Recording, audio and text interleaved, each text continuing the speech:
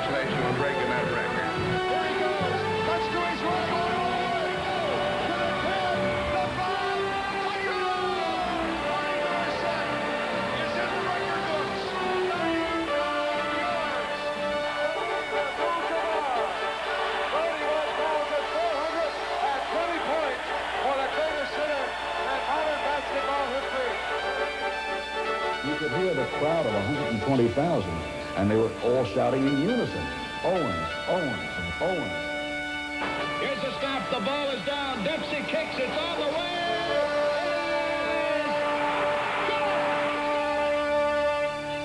Here's the pitch by Downing. Swinging. There's a drive into left center field. That ball is going to be out of here. It's gone. It's 7:15. There's a new home run champion of all time. And it's Henry Aaron.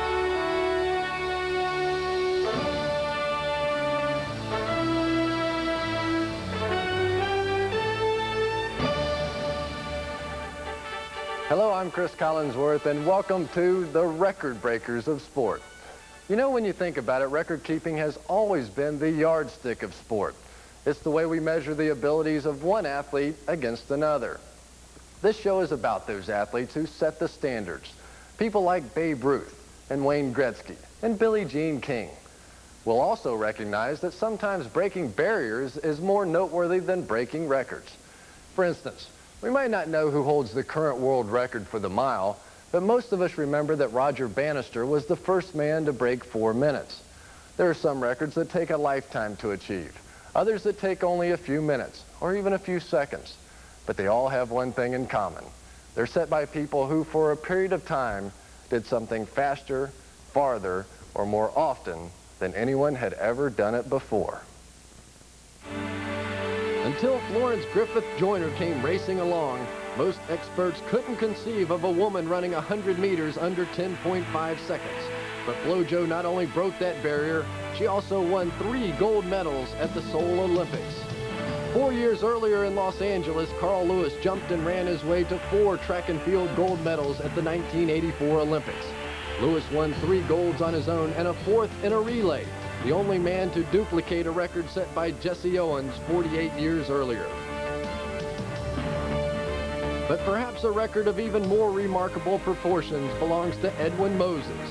Over a 10-year span, Moses defined the word steady by competing in the 400-meter hurdles 122 times without losing a single race, a streak that included Olympic gold medals 8 years apart. These are among the breathtaking feats that set the pace for the Heartstoppers. I think that human record breaking is inevitable and the human spirit is indomitable. I believe that if there are records to be broken, someone somewhere will try to break them. And in order to do that, he or she will make sacrifices. For England's Roger Bannister, sacrifice meant postponing his study of medicine at Oxford University to train instead to be the world's first sub-4-minute miler.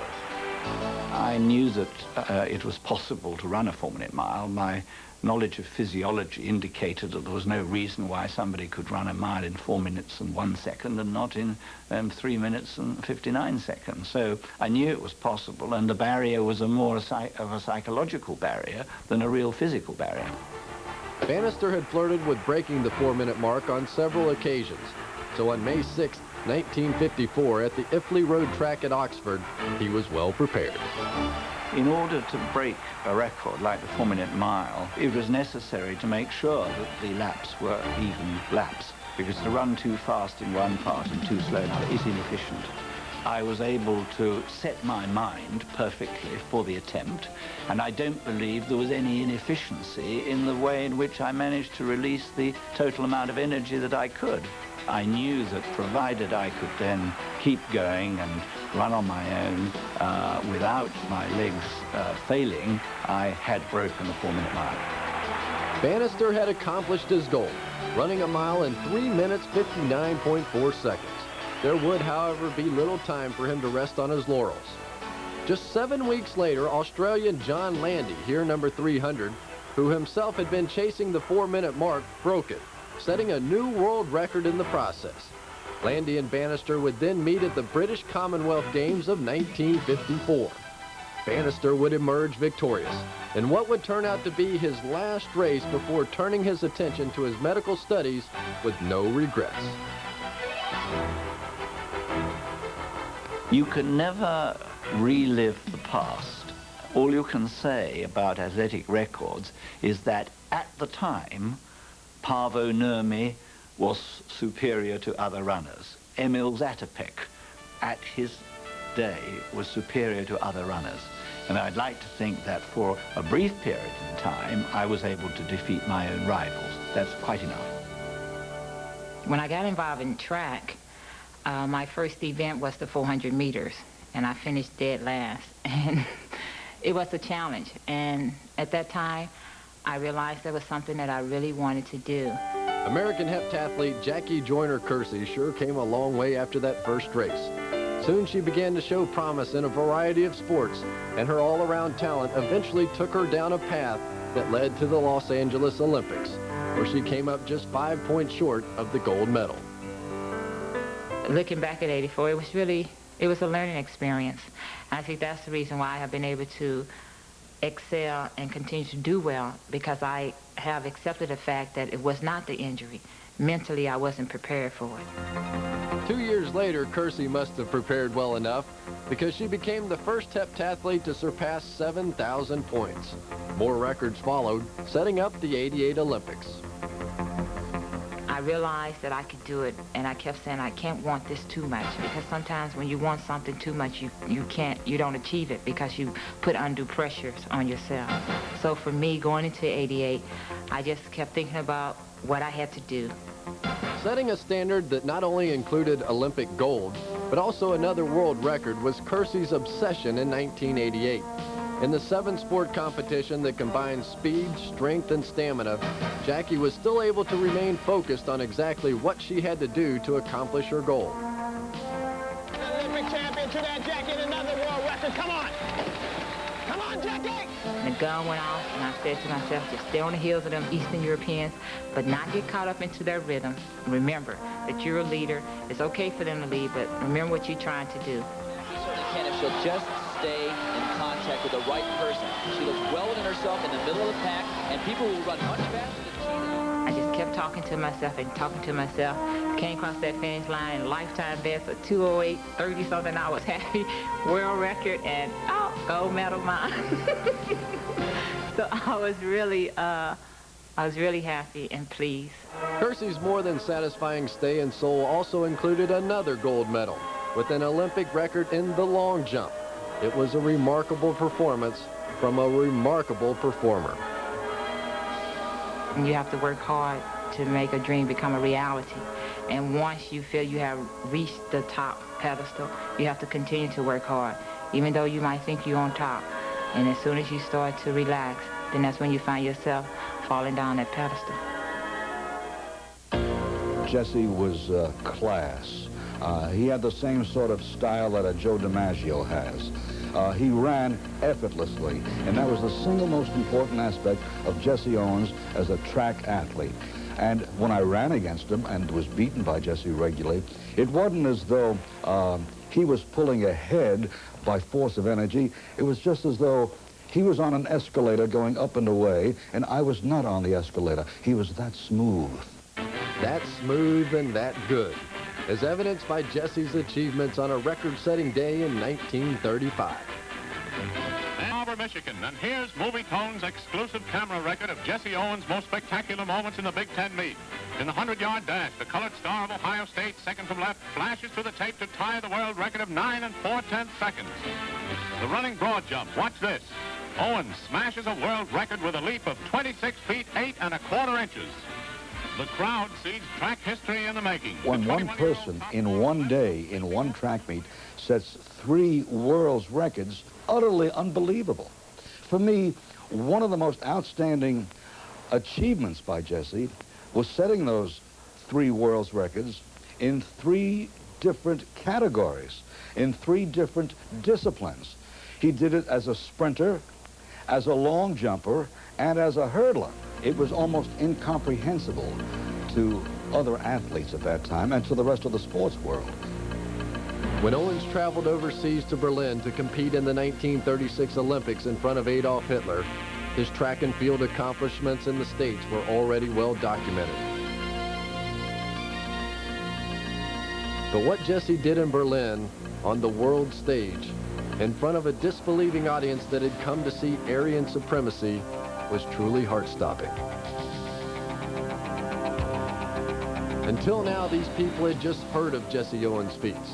Now they were seeing them in person, and they were indeed inspiring.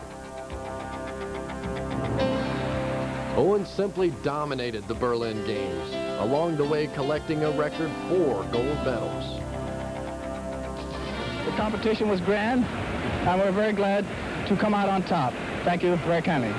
A stunned Hitler refused to offer Owens congratulations, but it was different for the German people. People just loved the guy. When he came into the stadium and began warming up a bit, you could hear the crowd of 120,000 shouting, "All Vens, all Vens, all Vens." The W in German, you know, it pronounces the V. And they were all shouting in unison, "Owens, Owens." The games sometimes are referred to as the Nazi Olympics. I think of them as the Jesse Owens Olympics. There's also more to the Jesse Owens story than medals. Acutely aware of Germany's admitted anti-Semitism, Owens offered to step down from the 4x100 relay to make room for his Jewish teammates. Jesse Owens said, "Coach, let Marty and Sam run. They deserve it. I'm tired. I've won my 3 gold medals. Let them run." And the coach, in this case it was Dean Crummell, pointed his finger at him and said, "You'll do as you're told." Owens started off the relay and led the Americans to their expected triumph. It was his 4th gold medal, and it put him in the record books. But to think that he was willing to give it up to make a point should tell you something about the kind of man Jesse Owens was. Jesse was more than a record breaker. Jesse was a model for all Americans, black or white. His demeanor, his attitude, his performance, his conduct throughout his lifetime was something that all of us should emulate, because he was that kind of a person. He was terrific. Jesse Owens was probably the greatest athlete of his time. But today, all his records have either been equaled or surpassed. What that tells us is that record setting and record breaking are often just a product of the times. Still, throughout sports history, there have been those athletes who have accomplished feats that we admire for their perennial greatness. And here we are back in 1924. Paavo Nurmi, the Flying Finn, has just blazed his name in great Olympic headlines. So he comes to America for a nationwide assault on the record. In his first trial against a squad of American Indians, Nurmi runs the mile in 4 minutes 12 seconds flat. The doctors examine him. 4 minutes 12 seconds, the man is a freak. Paavo Nurmi was not a freak, just the greatest long-distance runner of all time. Throughout his career, he set 29 world records. The legendary Bobby Jones was equally impressive in the world of golf. In 1930, Jones won both the U.S. and British Open and Amateur Championships, becoming the only player to win golf's Grand Slam. In tennis, the Grand Slam has been achieved several times, but no one conquered all 4 tournaments at a younger age than American Maureen Connolly, who entered the record books in 1953 at the age of 18. But if you want to talk young, how about Boris Becker? In 1985, he turned the tennis world upside down. Look at the belly flopper.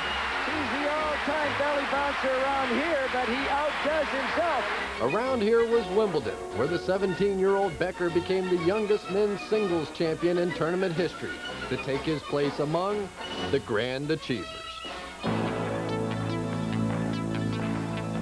On his way towards becoming the heavyweight champion of the world, Mike Tyson often thought back on the words of wisdom he received from his trainer and guardian, the late Cus D'Amato.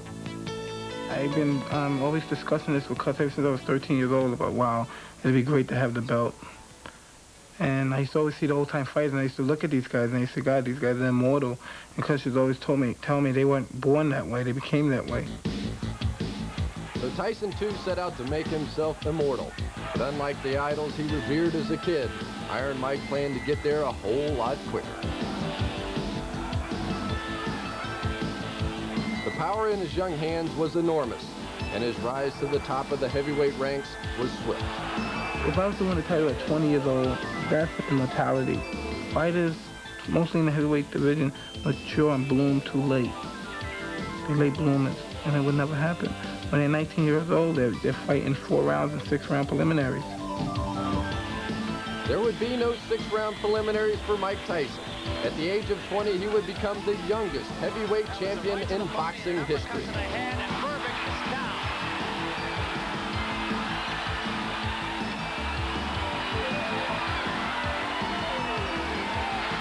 This one is going to be over, I believe. It's over. That's all. And we have a new era in boxing. I was coming to destroy and win the heavyweight championship of the world, which I done. And I'd like to dedicate my fight to my great guardian, Cus D'Amato. And I'm sure he's up there and he's looking and he's talking to all the great fighters and saying his boy did it. I know records are made to be broken, but they will never be broken. I think sometimes when you know you have a record, it's really an unbelievable feeling. It's very intangible, though. It's like something you can't touch. I'm very proud of it. I also know that it'll probably only last for a fleeting moment, but I also know that others are going to look at that record and aspire to be better than that record. In Billie Jean King's case, that record is her 20 Wimbledon titles. It all started in 1961 when she won the doubles championship. But even when she captured the singles title for the first time in 1966, Billie Jean still didn't foresee the future. That was the start of something that I had no idea was going to happen. When I was growing up, I didn't really think about records very much. We had so much going on politically in tennis that my thoughts were always to the big picture.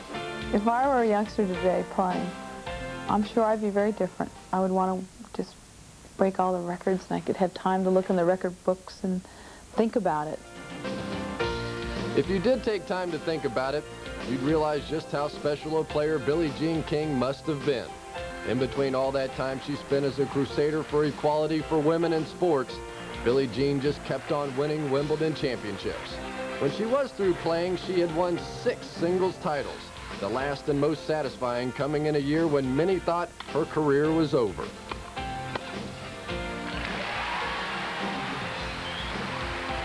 $1975. No one gave me any chance to win the title. That probably meant the most to me, because I probably invested the most time emotionally, mentally, and physically I've ever had to try to win a singles title. Ironically, it was a doubles crown with Martina Navratilova that gave Billie Jean the record. The year was 1979, and King needed just one more Wimbledon championship to break the tie of 19 she jointly held with Elizabeth Ryan.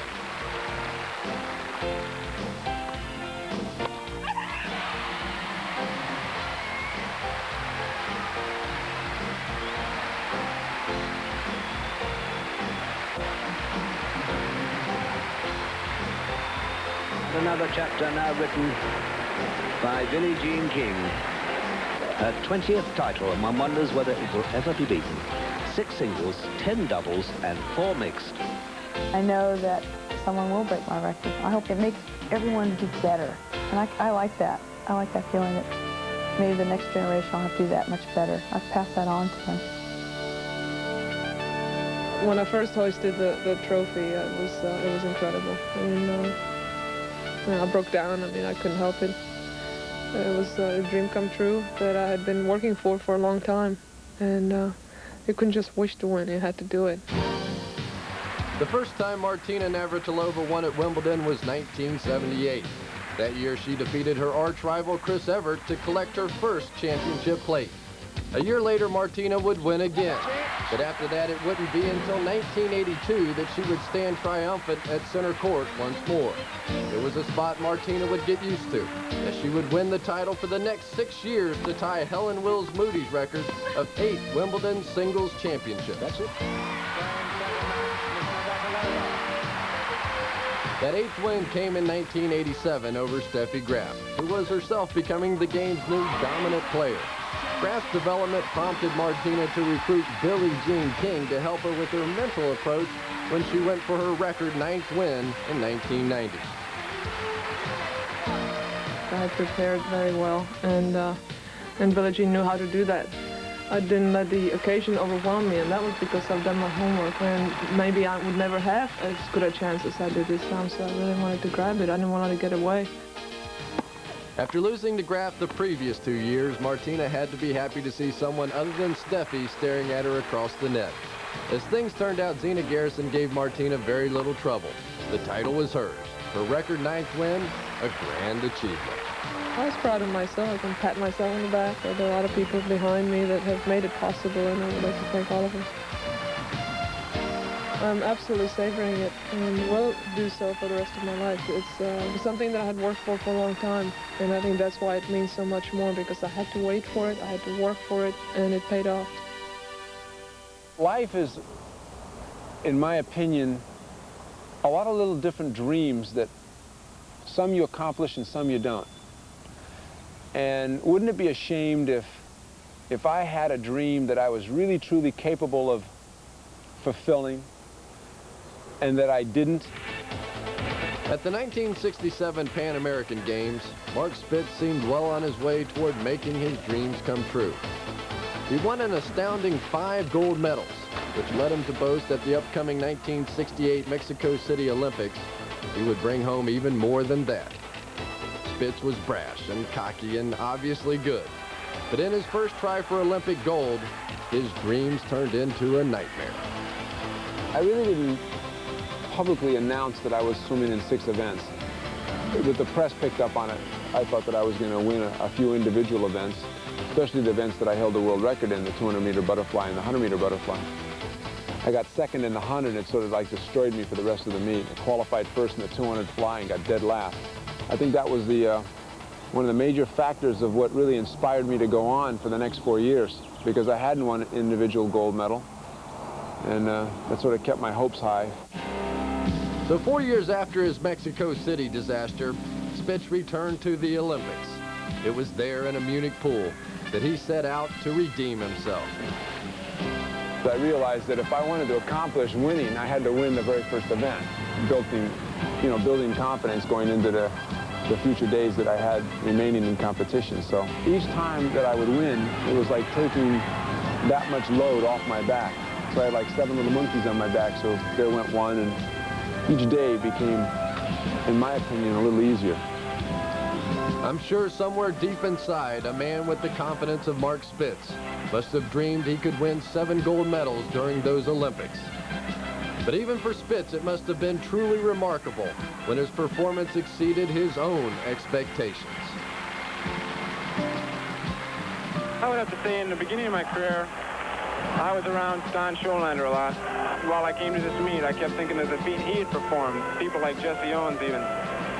And I guess now I'm ranked with those people, and for me, I just still can't believe it.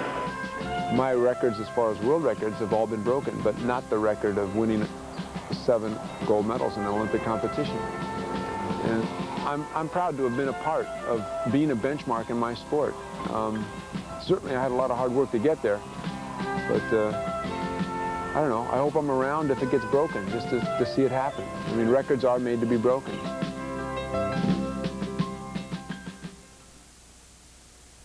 The 7 gold medals that Mark Spitz won in 1972 remain an Olympic record, and many think that that record will be his forever. But in sports, you can never be too sure. There have been countless other records that at one time or another people thought were untouchable, like the lifetime records that were set by some of the most famous athletes in history. In the early 1900s, Ty Cobb was one of baseball's most illustrious characters. He was rough and tough and even had a reputation for stealing. Bases, that is.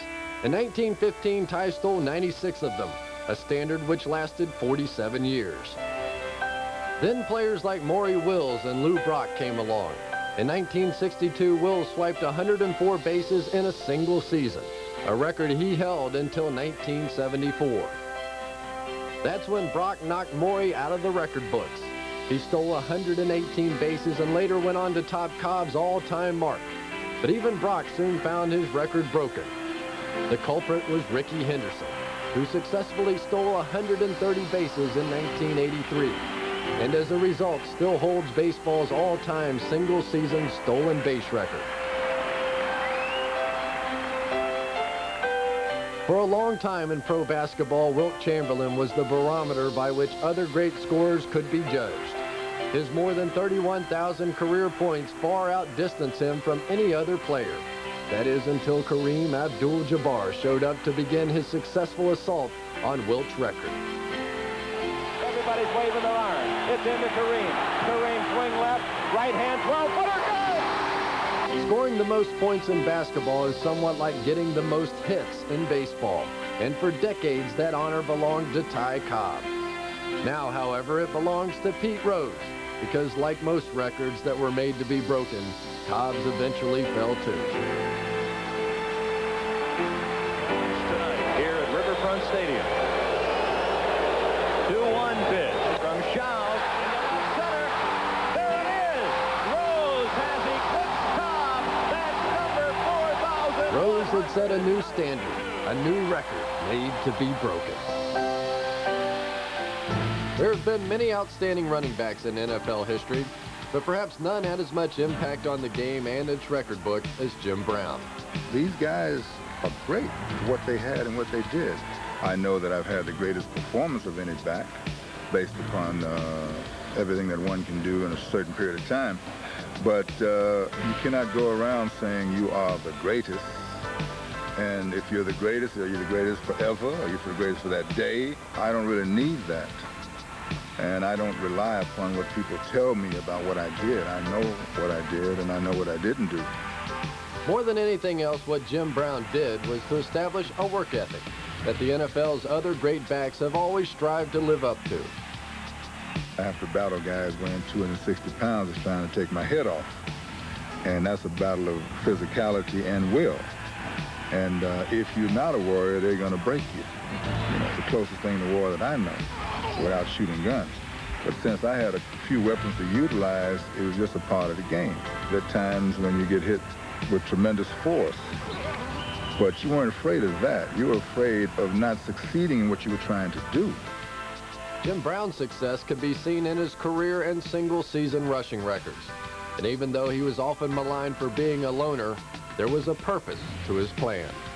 You have to be isolated to come and together all of your forces to be able to perform your individual task. And as the star of the team, there was great expectation of me.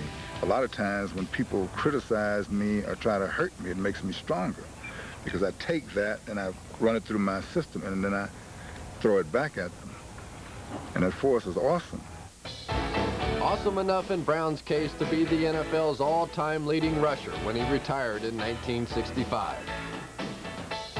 I'm proud to have performed on a certain level. Starting in the 50s when racism was flourishing, I was proud to maintain my dignity and my freedom under those circumstances, and to deal with the physicality, emotionalism, and the mental aspect of it. and to be able to leave at a time when no one thought I should and never to come back. I'm proud of all of that. Brown, too, should be proud of the legacy he left behind for running backs like O.J. Simpson to challenge. O.J. was unbelievable, you know, world-class sprinter speed, very strong shoulders, great cutting ability. No doubt about it, one of the top 5 backs that ever lived. I have great admiration for his ability. And see, each back has something that another back doesn't have. I didn't have O.J.'s speed. I had a fourth gear. O.J. had a great fourth gear. O.J. running left. O.J. 5 more. Maybe 6.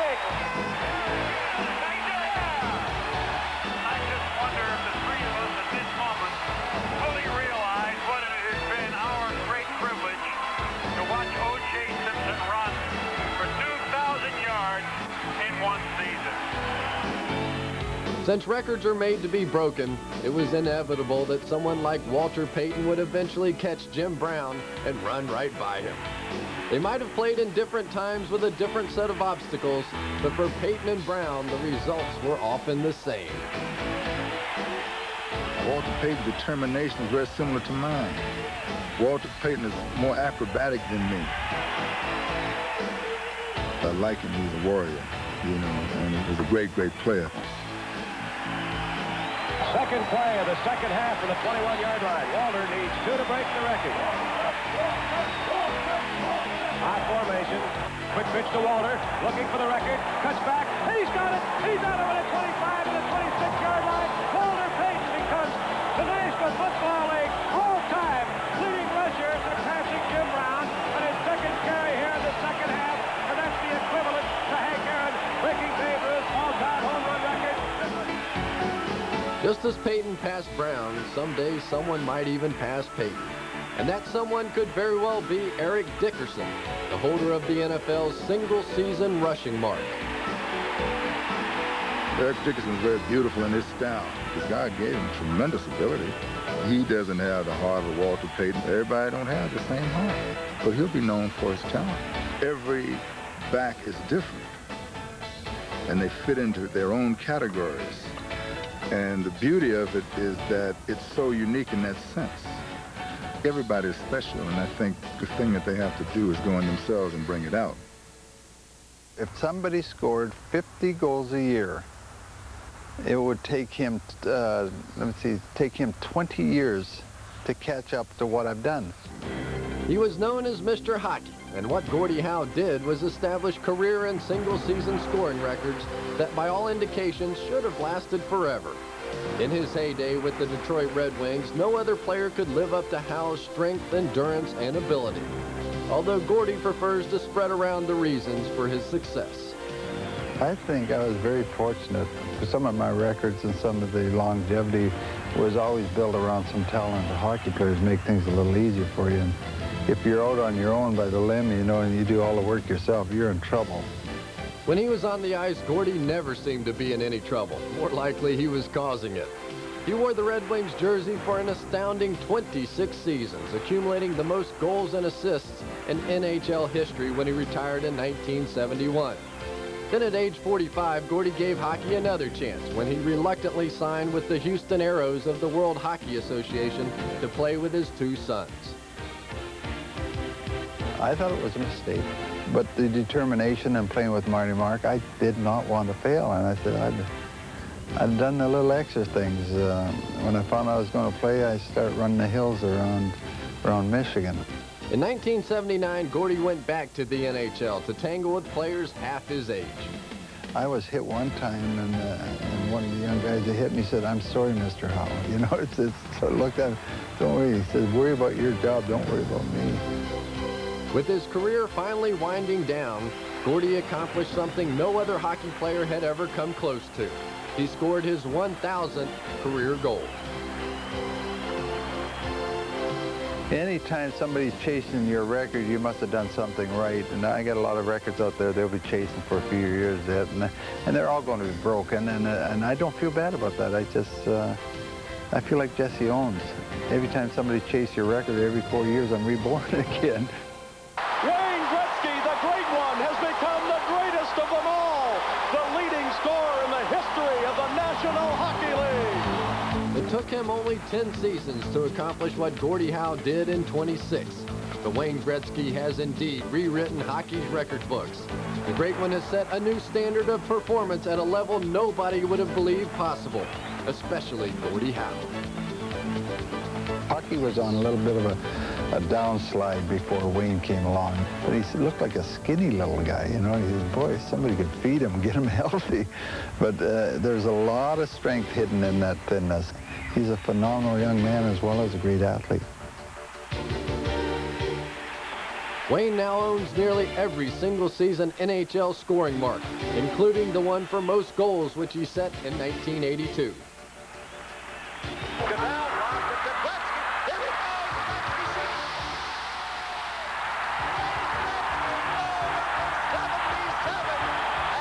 That year, Gretzky went on to score 92 goals. Stanley Cups followed, and after a change of uniform, so did the NHL's all-time career scoring mark, which he set in 1989. Minutes to go in the game. Low, clear to the blue line, held in by Duchesne. Duchesne's pass in deep to Taylor to Gretzky. He scores! He's done it! You look back and they said nobody had touched Rocket's records, and then they said, oh, nobody had touched my records, and he didn't touch them, he smashed them. He went right on by. I think he's going to build it up to a point, unless rules are changed in the game of hockey, nobody should even touch him. Will someone catch Wayne Gretzky? Only time will tell. Meanwhile, the great one keeps right on going, rewriting the record book every chance he gets.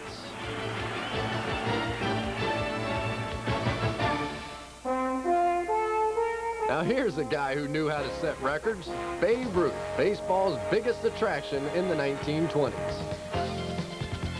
You see, after the 1919 scandal, why people stayed away from baseball in droves. And then Ruth started to hit home runs. When he hit the ball, they were majestic. Oh, he did things that were unbelievable. There was nothing like Ruth ever in this business. You know, we would go to Cleveland or some town like that, and it would say, Babe Ruth arrived in town today with 24 other ball players. You know?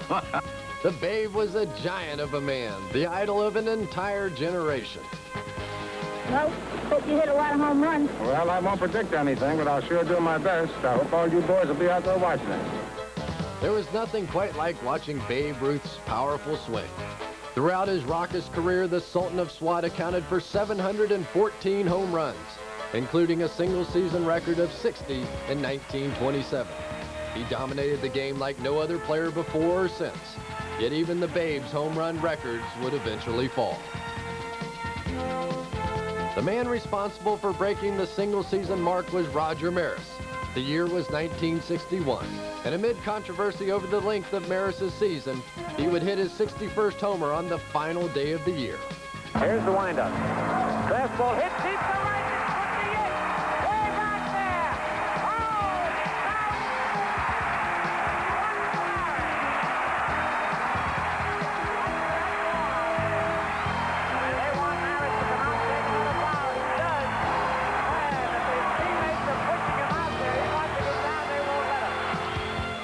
I always thought about athletes. You know, I always wanted to play some type of sport. You know, one thing that I always felt like my mother never worried about me when 7 or 8 o'clock come when dusk came, because she either could find me in the front room or out somewhere playing baseball. In the majors, the best place to find Hank Aaron was running around the bases, because he could sure hit home runs. A quiet and unassuming man, in his day, Hammerin' Hank might not have gotten the attention of a Willie Mays or a Mickey Mantle, but he was the one who would eventually catch Babe Ruth. I realized that I was not in a media town like New York or Chicago, and I was never going to get the press that some of these guys here got. But I said, now, you know, when you're second best, you try a little bit harder to reach the top. I said, now, this thing is within my reach, and if I stay healthy, there's nothing going to stand in my way that I can't get it, you know. So that's what I did. 3-1 pitch. There's a drive into left field. That ball is going, and out of here. Henry Aaron has just tied Babe Ruth. There were times that I thought that, now, when you hit this home run, you ought to get around on your knees and crawl around the bases. You know, I'd do some silly thing, and I said, no, yeah, that would be putting on something. You know, you got to do the same thing that you've been doing all these years, you know. But I did feel, I really felt full inside. I felt like just somebody could just take a needle and punch me in, and all the air would let out of me. I would fly to the sky, you know. Aaron's joy, however, was tempered by those who didn't want him to break Ruth's record. He even received hate mail and death threats that were racially motivated. That hurt me very much. It should have been the most enjoyable time of my life, and yet it was probably one of the most horrified times of my life. I was just only trying to play baseball and bring a little enjoyment to some kids, or maybe to a family. In the 21st season of his marvelous career, Aaron would pass Ruth on April 8, 1974. He's sitting on 7-14. Here's the pitch by Downing. Swinging. There's a drive into left center field. That ball is going to be out of here. It's gone. It's 7-15. There's a new home run champion of all time, and it's Henry Aaron. I felt really proud of myself because I finally had reached the top of my plateau. I had reached the top as far as I could go in baseball. There was absolutely nothing else that I could accomplish. I surpassed the record that people said nobody could ever surpass. So I felt very proud of myself. In sports, you have to take the good with the bad. I know. I've played in 2 Super Bowls and lost them both. It's the same with records. For instance, did you know that the guy who shares the record for hitting the most home runs in a World Series game is the same guy who holds baseball's all-time record for striking out? It's true. And the sports world is filled with records people would probably like to forget, but we're not going to let them. This notorious group will always be remembered as the Heartbreakers. I'm sure that Jim Marshall of the Minnesota Vikings is proud to hold the National Football League record for consecutive games played. I'm equally sure he's not proud of another record he holds. One he set in 1964, the most yards run the wrong way with a fumble. 30-yard line, Kilmer driving for the first down, loses the football. It's picked up by Jim Marshall, who's running the wrong way. Marshall is running the wrong way, and he's running it into the end zone the wrong way. Thinks he scored a touchdown. He has scored a safety. I wouldn't worry about it too much, Jim. You had a wonderful career. And come to think of it, you could have been in Don Baylor's shoes. In his baseball lifetime, Baylor was hit by a pitch a record 244 times, including 28 in 1977 alone. Ouch. I can sure think of better ways to make a living. But I've got to tell you, boxing isn't one of them. WBC Super Lightweight Champion of the World, Julio Cesar Chavez. The current IBF Junior Welterweight Champion of the World, Meldrick Taylor. Check this out. On March 17th, 1990, those two fighters destroyed each other for 12 rounds. The cards would later show that up to the last round, Taylor was ahead on points until he walked into a right hand and disaster. If he gets up, he probably wins the fight.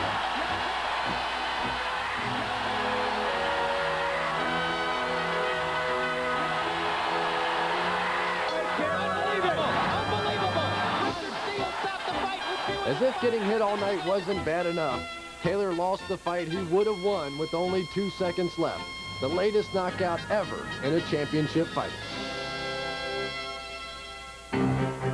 Now here's a guy who had a different sort of knockout punch, Reggie Jackson, the home run hitting outfielder whose titanic blast knocked the lights out of many an opponent. In his career, Reggie hit 563 homers to rank 6th on the all-time list.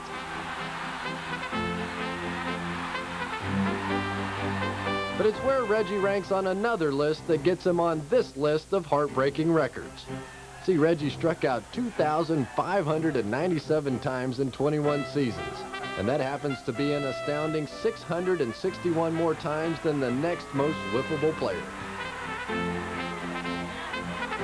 But Reggie was always a good sport about things, wasn't he? Good, however, is not an adjective that could be used to describe the Tampa Bay Bucks of 1976. Unless, of course, you wanted to use good for nothing. That, by the way, was how many games the Bucks won that year. None. In fact, after losing all 14 games in 1976, the Bucks went on to lose 12 more the next year, establishing an NFL record in futility. And if futile efforts catch your fancy, we offer you Tommy John. They'll only be able to get one if they can get that. Here, John popping the ball and should have held it. John does not normally make that kind of mistake. They're going to try to score again. 3 errors on one play. Don't you think there should be some sort of penalty for that? And speaking of penalties, how about Dave Schultz, who set the NHL record for most penalty minutes in a single season? But the time Schultz spent in the penalty box must have seemed like a vacation if you compared it to the time Casey Stengel spent in the dugout with the 62 Mets. And it's been outstanding the way every player on this team is put out in this spring training camp. And if you can continue that way the rest of your life, you're all going to be successful in baseball. Talk about misguided statements. Casey Stengel sure didn't know his players very well. In 1962, his New York Mets were decidedly unsuccessful, losing a record 120 games. Well, at least the Mets were entertaining, especially the old professor himself. As soon as the kid could talk, he started to say Metsy, Metsy, not Papa, not Mama, Metsy, Metsy, Metsy. So that's what they are. They're now singing the kids Metsy, Metsy, Metsy. See, when they want food and everything. So the babies are even started. We got them from 4 years on. We got them from 10 years on, 15 years on, 18 years on. Casey was sure in the league by himself. Just like some of the records that have remained unchallenged for years. They're the kind of records that seemed incredible enough at the time, but it's their longevity that has made them all the more remarkable. And while nothing in life or sport is ever a certainty, you have to wonder if some of these records just might stand forever. In his career, Wilt Chamberlain set NBA scoring records that many thought would never be equal. Some have, but it's unlikely that any player will ever score 100 points in a single game, like Wilt did against the Knicks in 1962.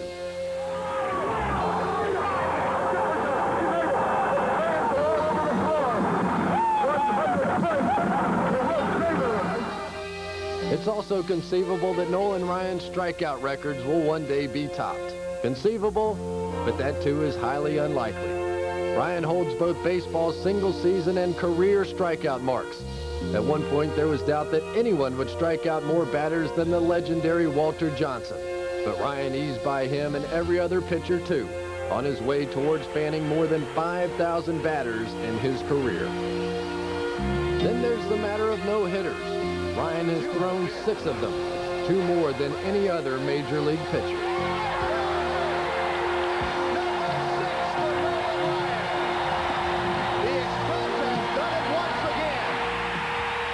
Actually, the Miami Dolphins do hold one NFL record that can never be broken, only tied. In 1972, the Dolphins rolled through the regular season and the playoffs, winning every game they played to finish with a perfect 17-0 record. Now that the NFL has expanded its season, the team may win more games, but none will ever have a better winning percentage than the 72 Dolphins.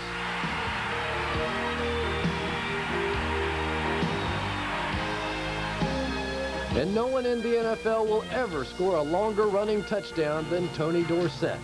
On January 3rd, 1983, Dorsett romped 99 yards against the Minnesota Vikings, setting the NFL record for the longest run from scrimmage. And you can't go any farther than that. He's got 2 men to beat.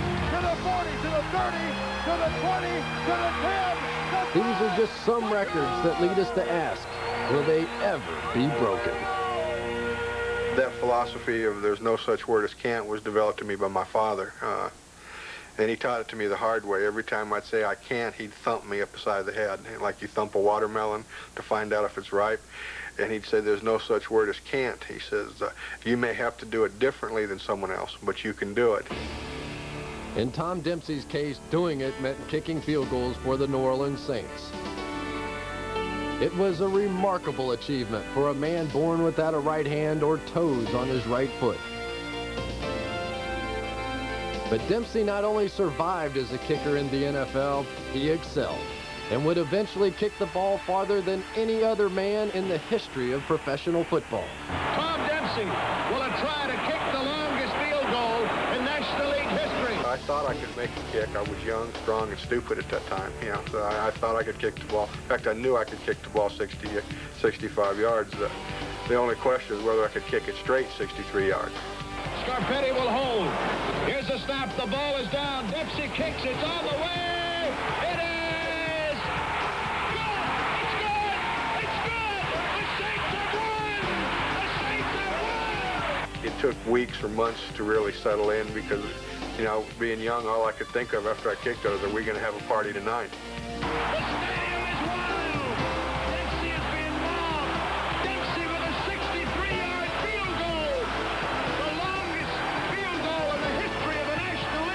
That's the epitome to set an NFL record. You know, there's so many great players went before me and have come after me that to hold a record is, you know, got to be a great feeling. Today, I consider myself the luckiest man on the face of the earth. With perhaps the most famous words ever spoken in sports, Lou Gehrig said goodbye to baseball. Gehrig was a phenomenal player, the premier first baseman of his day. He was known as the Iron Horse and played in a record 2,130 consecutive games until a rare and fatal disease forced him out of the Yankee lineup. Often overshadowed by Babe Ruth on the field, Gehrig's remarkable streak is yet to be seriously challenged and remains to this day one of baseball's landmark records. The day he was honored at Yankee Stadium is now part of the fabric of the game, and the laurels he received, a haunting tribute to a man who set baseball's most enduring record. I know Lou's going to keep that stiff upper lip, and he's going to keep on going, and baseball's need him, and I think he'll stay in there. Another great Yankee famous for a record that may never be broken is Joe DiMaggio. His now legendary consecutive game hitting streak began innocently enough on May 15, 1941, and continued throughout the summer. Game after game, DiMaggio would get a hit. Before long, he had broken Wee Willie Keeler's record, and then kept right on going.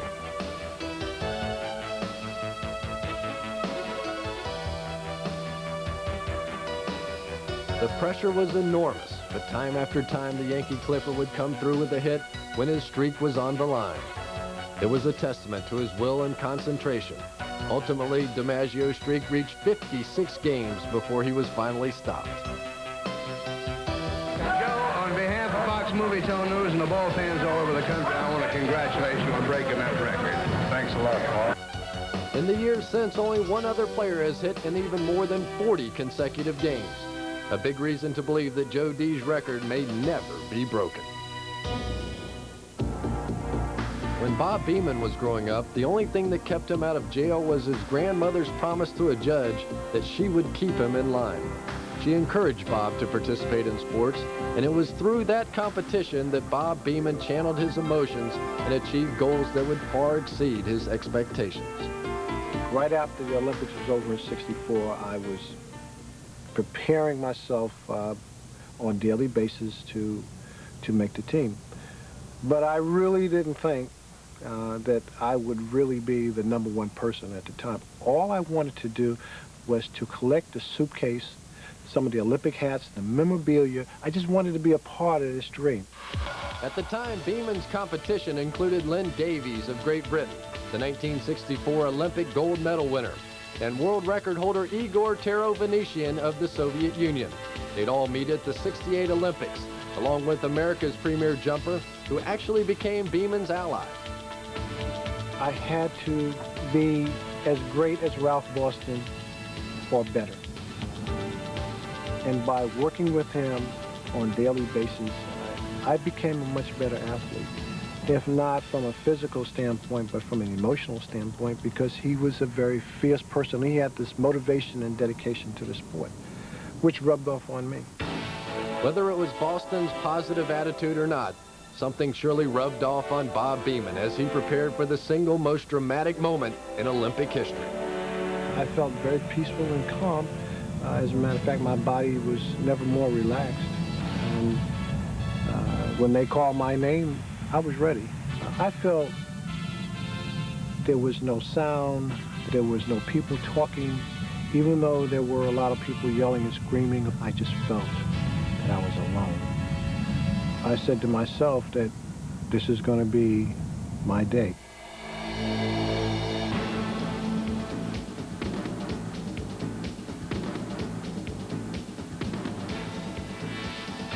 When Bob Beamon finally landed, he had broken the existing world record by nearly 2 feet. His jump was astounding, and his mark of 29 feet 2.5 inches is perhaps the most miraculous record in sports history. Then suddenly I collapsed. I just was between time and space.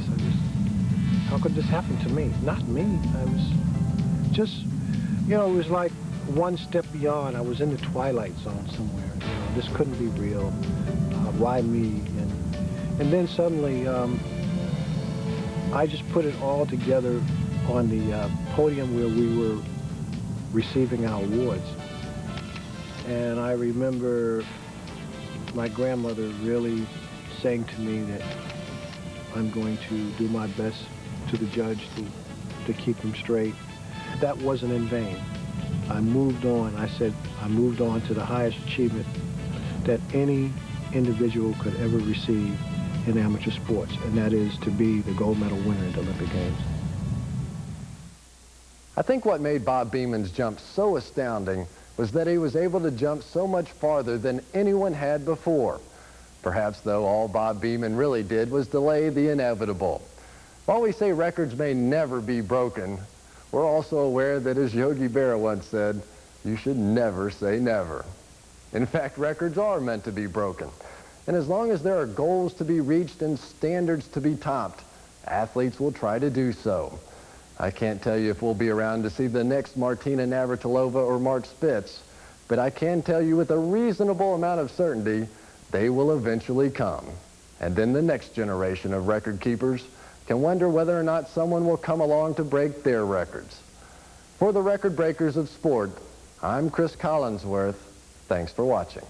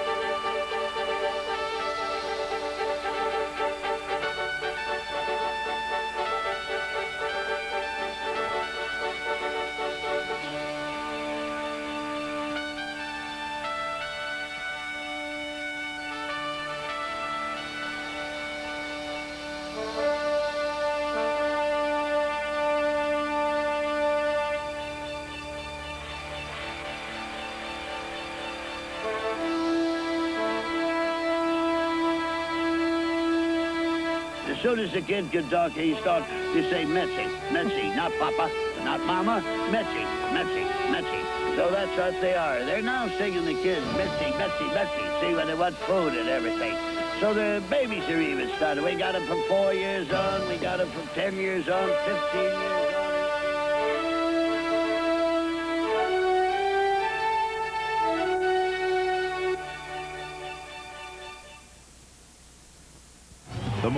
Join us right here on WJ.